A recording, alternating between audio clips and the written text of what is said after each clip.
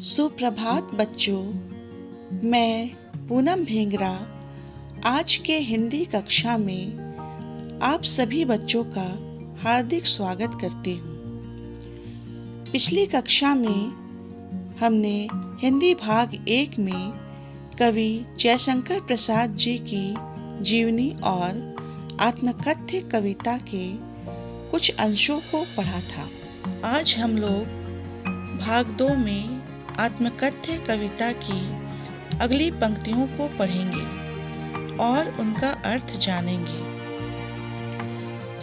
किंतु कहीं ऐसा न हो कि तुम ही खाली करने वाले, अपने को समझो मेरा रस ले अपनी भरने वाली। यह विडंबना अरे सरलते तेरी हंसी उड़ाऊं मैं, भूले अपनी यह प्रवंचना औरों की दिखलाऊं मैं। उज्ज्वल गाथा कैसे गाऊं मधुर चांदनी रातों की, अरे खिलखिलाकर हंसते होने वाली उन बातों की।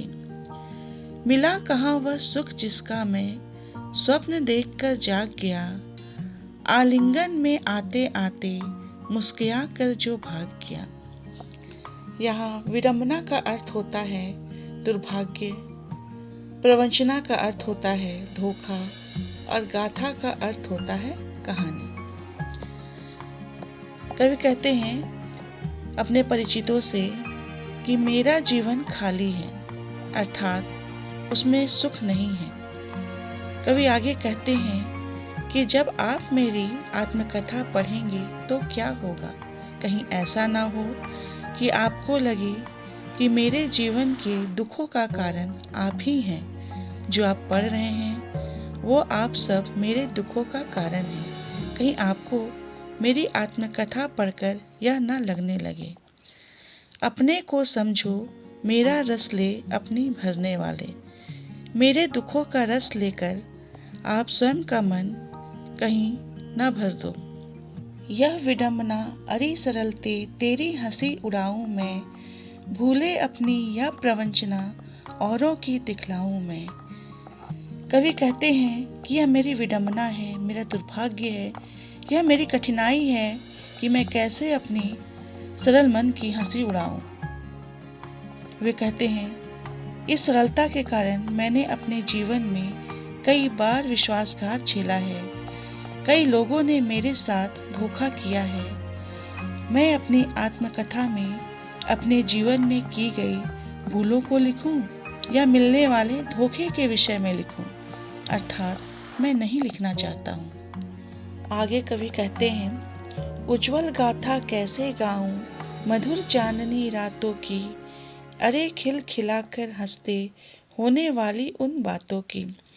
कवि कहते हैं कि मेरे जीवन में सुख भी आया था, परंतु उस सुख के विषय में मैं किसी को नहीं बताना चाहता हूँ, क्योंकि वे मेरे निजी क्षण हैं जिनको मैं अपने पास ही रखना चाहता हूँ। मिला कहाँ वह सुख जिसका मैं स्वप्न देखकर जाग गया, आलिंगन में आते आते मुस्कुरा कर जो भाग गया। कवि कहते हैं कि मेरे जीवन में सुख आया था, लेकिन मुझे मिलते मिलते वह सुख मुझसे दूर चला गया। मेरा सुख सपने के समान मुझसे दूर हो गया। जिसके अरुण कपोलों की मतवाली सुंदर छाया में, अनुरागिनी उषा लेती थी निस्सुहाग मधुमाया में। उसकी स्मृति पाथेय बनी है थके पथिक की पंथा की, जीवन को उधेड़ कर देखोगी क्यों मेरी कंथा की। छोटे से जीवन की कैसे बड़ी कथाएं आज कहूँ, क्या यह अच्छा नहीं कि औरों की सुनता मैं मौन रहूं। सुनकर क्या तुम भला करोगे मेरी भोली आत्मकथा, अभी समय भी नहीं थकी सोई है मेरी मौन व्यथा। यहाँ अरुण कपोलों का अर्थ होता है लाल गाल, स्मृति का अर्थ है याद, पथिक यानी राही, पंथा का अर्थ होता है रास्ता, व्यथा मतलब पीड़ा और पाथेय का मतलब रास्ते का भोजन। कवि अपने प्रेयसी का वर्णन करते हुए लिखते हैं कि उसके गाल इतने सुंदर और लालिमा युक्त हैं कि ऐसा लगता है कि जो सुबह है उसने भी उसके कपोलों से मधुर और सुगंधित लालिमा चुराई है। अर्थात कवि ने अपनी प्रेयसी को सुबह की तरह प्यारा और सुगंधित कहा है। जिस प्रकार यदि कोई यात्री यात्रा करता है तो वह पाथे साथ लेकर चलता है। पाथे का मतलब मार्ग का भोजन या सहारा। उसी प्रकार कवि कहते हैं कि मेरे जीवन रूपी पथ पर मेरी मधुर स्मृतियाँ, मेरी यादें मेरा पाथेय है, अर्थात मेरे जीवन जीने का सहारा है।